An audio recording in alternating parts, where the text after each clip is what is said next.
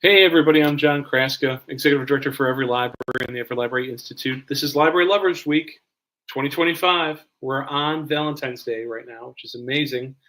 We've been at this now since Tuesday with some amazing people to talk to who are authors and thinkers and doers, people who want to share creatively with their with their audience, with their readers, and want to talk about libraries in the process. Sometimes we're talking about censorship and book bans, which is really a situation in America. Sometimes we're talking about just like the culture of reading and hanging out. I think today we're going to have a little bit of both kind of conversations.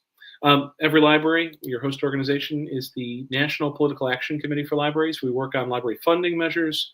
We work on library legislation, both positive legislation like right to read, opposing bad legislation that does everything from criminalizing librarianship to restricting access to subverting the First Amendment. Folks, we're an organization that works in coalition alongside local groups as well as other national partners, and we're looking for your support. It's Library Lovers Week, so we're going to do some library loving, and I want to invite you to become part of our work and share our mission. I'm going to put some stickers up on the screen for you. If you want to donate $3, we will be happy to send you a sticker. And I've been saying for the last couple of days, you can put on your laptop, your notebook, or if you're my age, your jean jacket from the 80s that's still laying around your closet. The chance to be able to show off our library love is important, and to share that love. $3 goes a long way, actually. It helps us tremendously to get started on big chats with the American public on social media and advertising. So throw it in. We'll put up the ads and we'll get going for America. All right, I'm going to bring in Neal and Lynn and do the formal introductions. Okay, bring it out of the green room. I'm going to do the formal introductions, and then Neal, I'm going to stick you back in the green room. Lynn and I are going to talk a little bit, and I'll bring you back in. Okay, and then we'll have a nice opportunity to chat together. So let me do the big formal introductions. Neal Shusterman, the award-winning author of Scythe, Unwind, and Challenger Deep, is celebrated for his gripping plots and thought-provoking themes. His newest young adult thriller, All Better Now, takes readers to a world where a virus that spreads happiness upends society, forcing three teens to face impossible choices that could reshape humanity. And Neal, I'm going to ask you about your inspiration about a virus, And then Lynn Painter, #1 New York Times bestselling author of Better Than the Movies, writes romantic comedies that perfectly blend heart and humor. Her latest, Nothing Like the Movies, follows Wes's rom-com-worthy attempts to win back Liz as they navigate heartbreak, college life, and unexpected challenges. Neal, like I said, I'm going to stick you in the green room, okay? Mm-hmm. And Lynn and I got to chat, and we'll bring you back in, okay? Mm-hmm. Thank you. Lynn, hi. It is nice to meet you. You're on the... Are you on the road for work or for fun? It's kind of both. I'm writing a hockey book, and all of my relatives live up in Minnesota. So any excuse we can take a weekend and come up here and watch a little hockey and hang out with the relatives, we do. So yeah, we got up at 4 a.m. this morning and already hit Mall of America. So that's fantastic. That's fantastic. Well, thanks for spending part of your Valentine's Day with us. It's really exciting. So Nothing Like the Movies. Can you tell folks a little bit about the heart of the story there? Nothing Like the Movies. It's a sequel, and the first book was Wes and Liz. Two little romantic, high school, your typical rom-com. They end up together at the end. And Nothing Like the Movies is set like a year and a half later, and they're at UCLA. Which at the end of the first book, you knew that they were going away to school there. But the book starts, and Liz is a junior, and we realize Wes is just coming in as a freshman. Like, they haven't been together because he's kind of had to deal with a lot of real life and kind of some tragic things off the page. And so now he's back and ready to win Liz back, but she's not necessarily the same person she was when he lost her. So that's kind of where that book goes. I have a 16-year-old son, and not to make this about him or embarrass him in this, but we were talking about relationships the other day. And he asked me, Dad, did you exist before I was born? Like the kids don't really think about their parents having a life before then. And I mentioned the girl that I dated going from high school to college.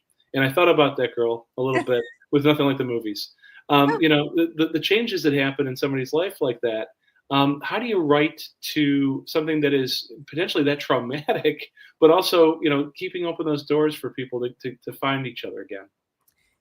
It was tricky because I was always like, I will not write a sequel. Like, I am a firm believer in rom-coms, specifically romantic comedy. Hmm. You get the happy ending, maybe not happy forever, but the foot pops at the end of the movie and the credits roll and it's happy. And so I was like, I don't want to write a sequel. They ended up in a good place. And then we kind of people were asking, and I was like, what way could I make this work? And then your mind starts going and all of a sudden it becomes the story. But I really struggled with it because I don't like writing conflict. I like writing happy rom-coms. Hmm. And so literally there are 3 versions of the sequel, because the first one I wrote an entire book and I turned it in. My editor was like, Lynn, there kind of has to be conflict. Like, they're kissing on page 7. That's not really real life. And I was like, oh, you're right. So then I just threw that one out and wrote another book, Hmm. kind of leaning a little heavier into what Wes goes through in his, tragedy he deals with in his journey. And then my editor was like, this is kind of dark, Lynn. So then I was like, oh no. So then I kind of chucked that and married the two and ended up with the version we have now. But it was challenging for somebody who likes to write happy little love stories to Hmm. find a way to write a young man who's dealing with real life. Is just when it, because the way it happens in real life is it usually just smacks you in the face. You Hmm. don't have a buildup like tough things are coming and here's what you're going to do to prepare. All of a sudden you wake up and everything has changed and you have to deal with the fallout. So it was really hard for me to learn how to write that. I feel like all of those drafts were necessary to kind of walk through Wes's journey and visualize in my head everything he went through to get to where he is. Like, I'm recovering from this and maybe I can have the things I dreamed of that were put on hold. So that was just kind of the journey that took. That's really interesting. When I think about rom-com, the emphasis sometimes is on the rom part, but the com Mhm. part, it's what is comedy? It's tragedy plus time. Yes. Yes. Wow, that's great. Well, that's not mine. That's like Sophocles or somebody. Yeah. Yeah, that one goes way back. But I mean, so mixing the humorous, mixing the heartfelt, making it realistic, which is a good editor helps with that certainly. Mhm. Mhm. But there's a tension in writing. I mean, nothing like the movies. Did Harry and Sally, did they stay together? Was it a happy ever after? Yeah. Well, now there's a Super Bowl commercial. So you assume they did end up Oh, together, I right? didn't. Oh, that's right. There Yeah. was. Yes, that's But amazing. that is the question, because rom-coms usually end with a happy for now, right? You don't Hmm. know what's going to happen. You just like Hmm. to assume the best. Yeah. So what you also have is it's nothing like the movies, and there's a cinematographic quality to it, of course, and music really plays a big role in your books. The Nick Hornby, of my youth, where everything was set in a record store or it was all about record collections. If you had like, did you have a soundtrack when you were writing it? I did, but what's interesting is, I kind of used to roll my eyes when authors would talk about like, oh, my character took me in a different direction, or I want to do this and my characters want to do something else. And I kind of rolled my eyes like, you're the writer, you're doing it. But when I wrote Better Than the Movies, it just sort of organically happened. Like, Liz wanted to someday be a music supervisor. Music was important to her. So I started kind of making a literal playlist. Like, when she turns down the corner at school and sees Wes, this song is playing. And Hmm. so I started, and now it's completely changed the way I write. When I write young adult fiction, I always end up with a soundtrack and spend hours and hours on Spotify Hmm. going through it and curating it. So it really has become an interesting part of my process. And Hmm. so nothing like the movies, it like upped it completely, because it's almost like there's eras within that book. When there's flashbacks, you're like, oh, this is the music from the dark days. So there was Hmm. a lot of Hmm. ebb and flow and ups and downs with the soundtrack. But I really, it's become for me like this joyous part of the writing process that I've really never planned on and I've completely fallen in love with. Well, that's a cool process thing. I mean, Mhm. there are some people who are, when they write, they outline the story. Some people are. I've heard the term pantsers, when they Yeah. go by the seat of their pants. I mean, I don't know if I could do that personally. I need a net. But the idea that a playlist as a scaffold for creativity in a written form is pretty cool. I think that. Yeah, it's been great. It's just like it happened to me. I feel like I never set out. Like Liz made me do this, and now it really does. Like as I'm drafting a book, it starts out like I'm making a playlist, and these are vibes that go with the character. And then once you start nailing down scenes, you're like, no, in this scene, this side, and it does kind of in my head become cinematic, where like the Nick Hornby idea of like the song is playing in this scene. So yeah, it's kind of has become, you're right, part of my almost outlining process. I should have planned this better, Lynn. I apologize. I should get some music for your intro and your outro, just to make it official. So, Right, hey, I love music. you mentioned ups and downs a minute ago, and the ups and downs of a romantic comedy. The grand gestures that happen, the grand events. This might be a little heavy, but I need to ask: what relationship advice do you have relationship advice for readers in this, or is it a nice opportunity to engage somebody's story and spend a little time with it? I mean, my only relationship advice, and I'm probably not the person to ask because I've been married for 100 years. Cool. But that's back in style. Yeah, but I find your favorite person. Like I feel like romance, the idea of romance, a lot of times is falsehoods of gestures. And as much as I love writing in grand gestures, when it all boils down, like my husband is like the person that I find funniest and the person I want to tell things to and the person that I have the most fun hanging out with.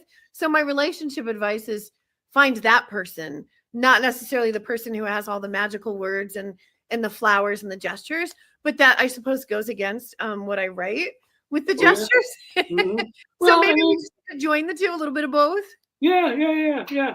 I mean, it's cinematographic if you have that grand gesture, but most of the time it's those intimate moments, those personal moments. So, Lynn, you're wonderful to share that with us. I hope that everybody picks up Nothing Like the Movies and the prequel. No, it wouldn't be a prequel if this is a sequel. The first book as well. So, Lynn, I'm going to put you in the green room for a minute, and I'll bring you back out when we can chat together with Neal about some more stuff around libraries and such. Neal, she's great. I mean, yeah.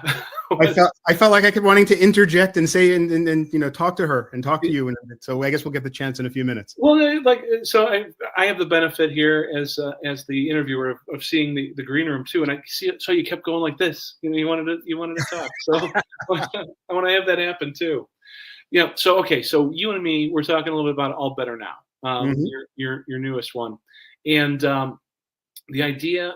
So can you set the stage for this? I want to cleanse my palate from Lynn, talk about you, and then bring her back in. So set the stage for us, please, about All Better Now. Well, it started when I was at a bookstore speaking shortly after the pandemic. Everybody was still masked. This was the first event after the pandemic. And people were talking about how some of my books feel prophetic. How Unwind seems to have predicted how the battle over reproductive rights would just metastasize into this thing that we couldn't control.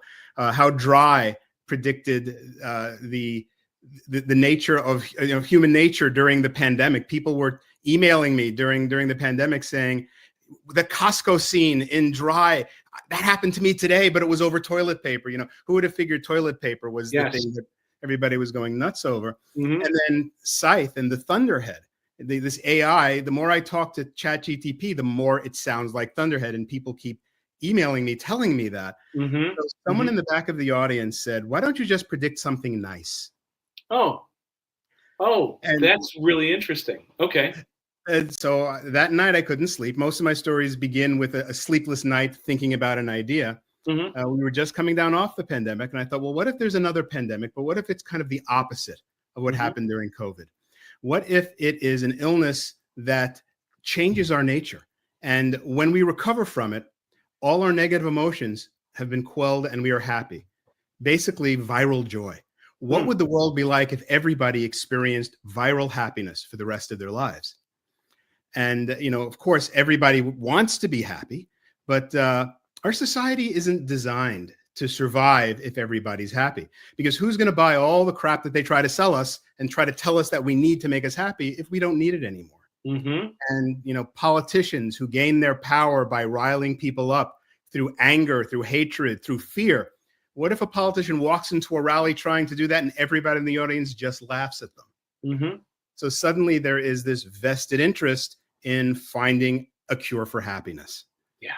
And so that's what All Better Now is about. It's about the people who want to spread viral joy and the people who want to stop it. You know, I think that there's that this is not a thought piece. This is played out in these characters' lives. It's a morally complex environment. They got what they all wanted, and now they're not sure what to do with it. You know? Exactly. Yeah. The questions that you hope to raise in your writing, Neal, are not casual questions.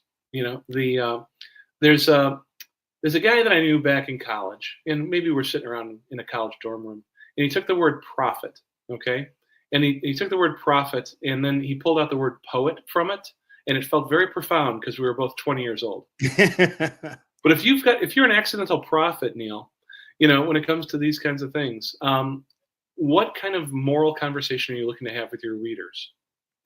It's all about the questions, because, you know, I think the questions worth asking don't have easy answers. And people will ask me, what is the moral of your story? What is the message of your story? And that always makes me feel uncomfortable, because for a story to have a moral, for a story to have a message, it means that I have the answer, and I, as the wise author, am imparting the answer upon my readers.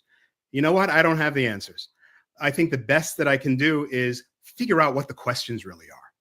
And so that's what I'm always trying to do, is come up with the questions and interesting ways of asking them, and then putting it out there, and then letting people discuss it. You know, it is a world where we are free of hatred and anger and fear, something that we can sustain. Are there forces who would try to stop that? Is this the next evolution of the human race to get beyond our negative emotions, or is it not? I don't have the answer to that question, but I want to look at it from all the different angles and have everybody sort of look at it themselves. What I find, I'm already finding about the book, is that there are three main characters. There's Ron, Mariel, and Morgan, and they represent three different points of view. Ron wants to spread viral joy. Morgan feels that society will collapse without negative emotions, and that all of progress is caused by negative emotions. So she wants to shut down the virus. And then in the middle, you have Mariel, who sees the potential, but also worries about the consequences. And so she's trying to find a way to balance it. And people are taking teams. It's like there's Team Ron, Team Mariel, and Team Morgan. And people are arguing those points of view. And I find that really interesting and exciting, because it brings up all of this discussion.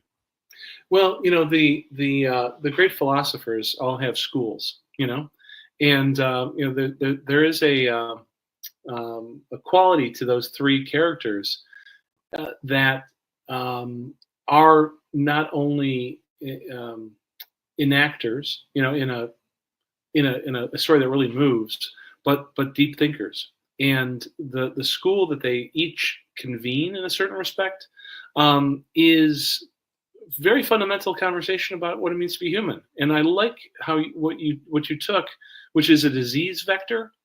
You know, the virus is a disease vector, and it cured us of something. But it's, I mean, Neal, this is one of those stories that will continue, I think, to inhabit somebody's head once they read it over time.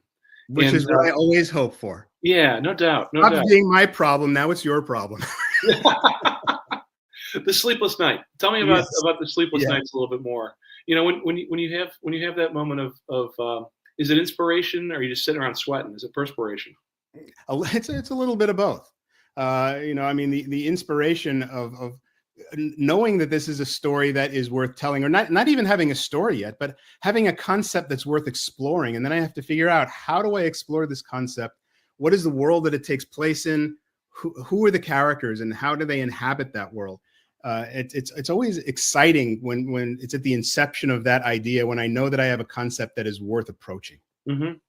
So I thought about All Better Now as, and I don't know, I'm not trying to label it to you who's the author, but I'm asking here, is it dystopian, all better now?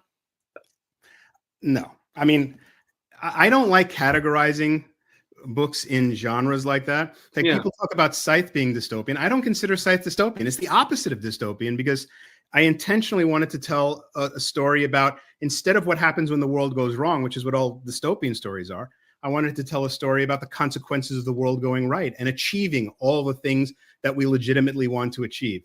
But even when we get what we want, we're going to have to deal with the consequences of that. Mm-hmm. So I don't consider it dystopian, even though people would put it on a dystopian shelf. Mm-hmm.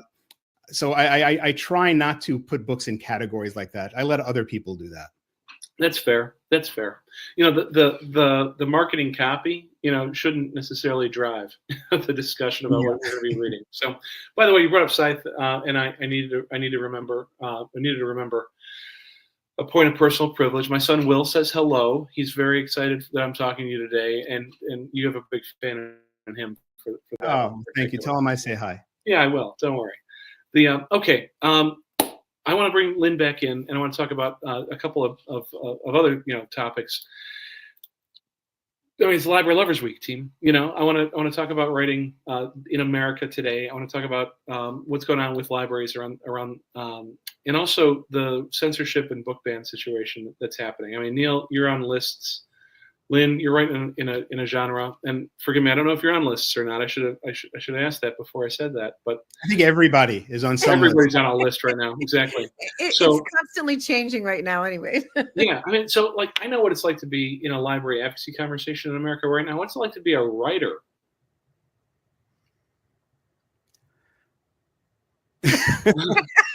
We obviously don't know how to talk. We just write, right? Yeah, exactly. Yeah. I mean, the reason I ask is that there's a chilling effect happening in America right now. There's a deliberate and chilling approach that says that unless we are dogmatic, unless we are aligned in a particular way, we are somehow or another not valid voices. We're not valid identities, and it's got to be something that affects a writer differently than it does a civilian like me. As a reader, I want to make sure that I've got access, but as a creator, what does it look like to write in America today? It's frustrating. I deal with gray areas, and right now we are in a place, just as you said, where everything is dogmatic, where things are divided into this or that, and I'm all about, no, it's not this or that. Everything is gray. And as long as we look at it as this and that, we are never going to come to any solutions. It's just going to get worse. We have to start looking at the gray areas and admitting that there's an awful lot of gray, which, and between social media and just the way society is right now, everything keeps getting pushed to the extremes. Mm-hmm. And so I always consider it my job to sort of fight that and pull away from that and explore the gray areas where the answers aren't so simple. Mm-hmm. I feel like for me, I mean, fortunate or unfortunate, I'm not writing those gray areas. I'm writing my little sunshiny books.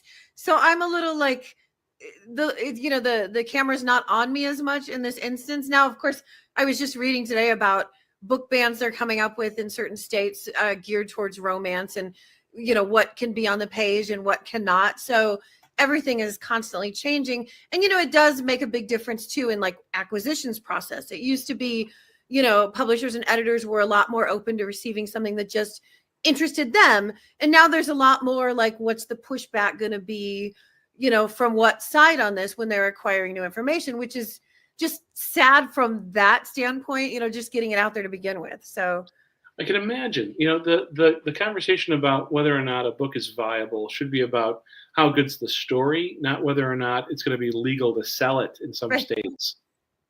Yeah. Neal, you're on the road right now, both literally and figuratively, Zoom meetings and such. I understand that you're doing a big school tour right now, which is really cool. Are the school districts and the individual school buildings welcoming right now, or are you finding some resistance?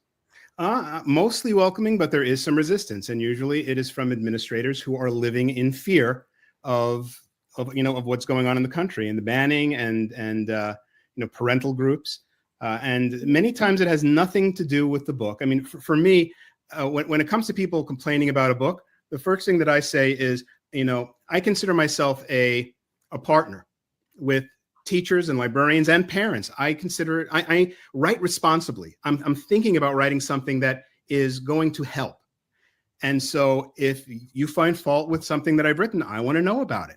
So please read the book and tell me what the problem is. Sure. And that usually shuts them up because they haven't read the book. Most of the people who are banning books are not banning them because specifically of what's in that book. It is just, they're just taking everything and putting it all into this category of, here are the bad books we want to ban. And I have found many times when people read the books, the challenge goes away. Not all the time, but sometimes. And I feel that that's a victory when that happens. Absolutely. There's a victory for reasonableness. But I have to imagine that there's been times when you find out why they wanted to ban your book or disinvite you. I was just disinvited from a school in Florida. Okay. And it was because of just one small reference. Because it's dealing with overcoming depression and happiness, is one character, one of our main characters, who talks about having been, he was suicidal. And it's not even in the story. This was a year before, and it's just part of the backstory.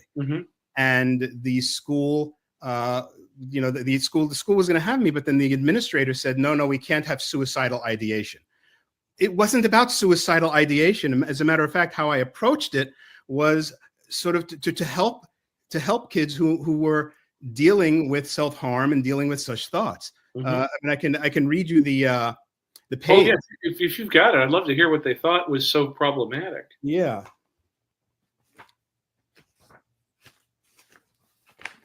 So the character of Ron is thinking about what he had been through the year before.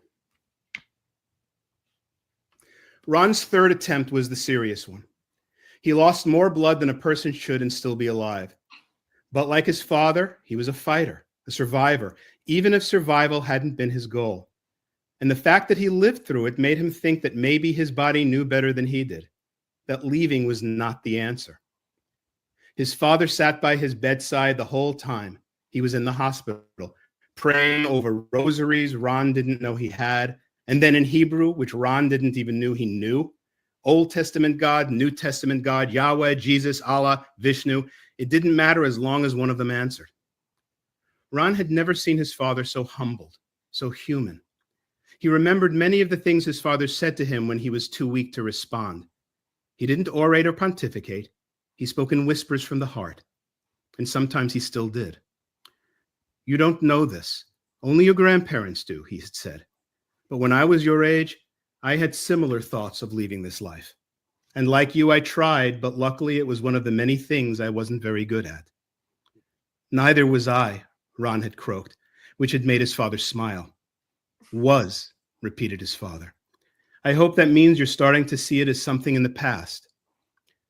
His father had taken his hand then, gently so as not to disturb the bandages.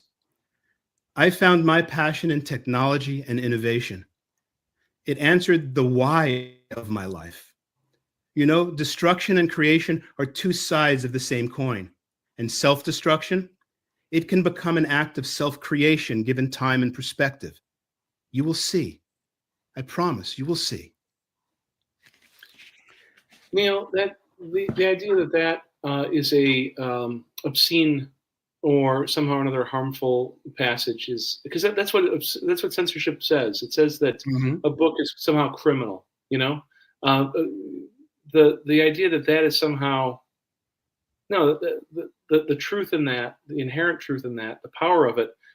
I mean, I can't put myself in the heads of that administrator at that school, but I have to think that maybe they were scared by what you wrote. They were scared, and they said so. I mean, the librarian said the administrators were scared that they would get in trouble because parents would be up in arms. It's always about fear. You know, I'm sure the administrators didn't have a problem with that, but they were afraid about how it would affect them because of the current environment. Yeah. And, you know, when you're living in an environment of fear, ideas get crushed. Yes. Yeah. And the mechanism of fear is designed to do just that. So, yeah. One of the great levelers of society, you know, this is Library Lovers Week, so I got to come back around to our key theme. One of the great levelers of society is a place like the public library. in the small d democratic, kind of way, the small r republic that we have, the library is a place to, whether it's in a community or in a school or on a campus, a place to connect and engage, to have no fear or no favor. Those core elements of why we do library in our communities, in our campuses, in our schools is really under threat right now. I have to imagine that we're going to have to really pay a lot of attention and really double down over these next 2, 4, 6, 10 years in order to preserve those institutions, because those institutions let people find themselves. That is so true. Mm-hmm. So, not to pontificate, let's wrap up our Library Lovers Week, conversation today with a little bit of library love stories. I've got a library love story or two. There's always a librarian possible love story. There's a library love story. If you don't mind, just let me know what your story is. I mean, Lynn, do you mind if I ask you to go first with a library or librarian love story? You know what? Mine was actually libraries, plural. My dad was in the Air Force, so we moved around a lot when I was a kid. And also my mom didn't drive, so I think she needed a sanity break. But no matter where we lived, my childhood home, we were a mile from the library, and at least once a week, we were bundling up and walking to the library to get books. And my whole life, no matter where we were riding our bike to the library. They looked different. There were different librarians, but the librarians were always the one to go to who could help you find the kind of book you wanted to read. There was always the escapism in there when whatever book you found took you to a different experience, and it was always there. So it was like this continuity, no matter where I landed. We lived in the Philippines, we lived in Utah. There was always that library that we went to and checked out the books that we loved. So for me, it's just always been there. And we just moved to a new town right now in this little small town. We're right across the street from the library, and it's just like it's always there. So for me, it's just the idea of it. I don't know if you were in moving trucks or just getting on an airplane and going to the Philippines without much more than a couple suitcases. But the idea that the whole library came with you, or it was there when you got there, that's pretty special. Yeah, it was great. You landed and a week in, and we're walking to the library at the Air Force Base we lived on. So yeah, it was really like that, cohesive thread through my whole life. I love it. Thank you for sharing that with me. Neal, what's your librarian or library, love story, as it were? My elementary school librarian. Oh yeah. When I was in third grade, my third grade teacher was done with teaching. She was 3 minutes short of retirement, and I was ADHD, and she had no patience for me. Okay. So she would just, on a regular basis, throw me out of the classroom and tell me to go to the library just to get rid of me. And so the librarian always knew I was coming, and she always had a book for me. And eventually I kind of became the librarian's pet. When a new box of books came in, she would call for me. I would come in and I would get to go through the books. I would get to open them and unpack them. And I would get to choose which books to read before they got all dog-eared from other kids reading them. I went from being the slowest reader in my class in third grade to having the highest score on the reading test by the end of the year. When I graduated from elementary school, I got the reading award that the school gave out. Wow. Because of my elementary school librarian. And I will never forget the last day, the day of graduation, she came up to my parents and me, and with this big smile on her face, and she said, "I've named all my gray hairs Neal Shusterman." And I've always tried to find out where she went, what happened to her. Judith Shapiro from PS207 in Brooklyn, New York. If anybody knows whatever happened to Judith Shapiro, if she's still with us, I want her to know what an effect she had on my life. PS what? PS207. PS207. Okay, I gotta write that one down. And what year did you graduate, roughly? My gosh. That would have been 74, 75. We're gonna find her. We got a lot of librarians out here who are going to be really interested in this, So that's fantastic. So I'm sorry. I got one more question. You both brought one more question to mind. Whenever I ask a writer, how do you get to be a writer? There's often an answer about reading, and it sounds like both of you have that as part of your biography. What's your advice to new writers, to people who want to get started? I mean, and Lynn, let me start with you. I mean, when you're writing sequels, you're gonna have a three-peat ahead of you, What's your advice to new writers? Gosh, that's always a hard question because it took me a really, really, really long time to figure out I even wanted to write. I think just figure out what you should be like, what feels fun to write. I mean, that sounds really inane to be like, write what's fun. But I feel like for a lot of years, I kept trying to write the great American novel or this, even though I loved reading rom-coms and romance and all of these relationship books. And it wasn't until I switched and started writing a young adult relationship book that I was like, this feels right. This feels like the space I need to be in. And then everything clicked. So I guess just look for what feels the most fun. Mm-hmm. Well, it's like trying to cut somebody's hair with your non-dominant hand. Like, you can do it, but why? But it doesn't seem like it's very much fun. It's perilous. It's dangerous. Yeah. What would you say to people who are looking to start putting pen to paper, get out the typewriter? I'm just going to throw a monkey wrench in here. I'm going to say the opposite. Yeah. Right outside of your comfort zone. Best advice I ever got. I was writing a lot of science fiction, and I had a professor when I was in college who asked me if I wanted to be a serious writer or just write for fun. Okay. And I said, no, I want to do this for a living. And he said, then stop writing science fiction. And I asked him why. And he said, because you can already do that. If you want to become a writer, you need to start working on the things that are harder for you. Work on stories that are in different genres, develop character, learn how to do other things. And then when you come back to science fiction, you will be 10 times the writer you were because you will have expanded beyond and have written outside of your comfort zone. And you'll be able to take the lessons that you've learned and put them to the stuff that you want to write. Mm-hmm. Best advice I ever got. And I'd say that to readers as well. Read outside of your comfort zone if you want to be a writer. Mm-hmm. I don't think those are contradictory. The idea that iron sharpens iron, there is I think a good one. All right, team, you've been absolutely wonderful human beings to hang out with and talk with for a little while, and to share some of your good graces with us here at Every Library on Library Lovers Week. I'm going to put up our URL so that everybody who's accidentally running into this on Facebook Live and YouTube Live can go back and check out everylibrary.org. And the last opportunity. Well, no, sorry, second, third. This is two more today on Valentine's Day to do $3, get a sticker or two or three, and show it off. Show the Library Love team. You're both great people. Thank you for sharing this with me today. Thank you so much. You're very welcome.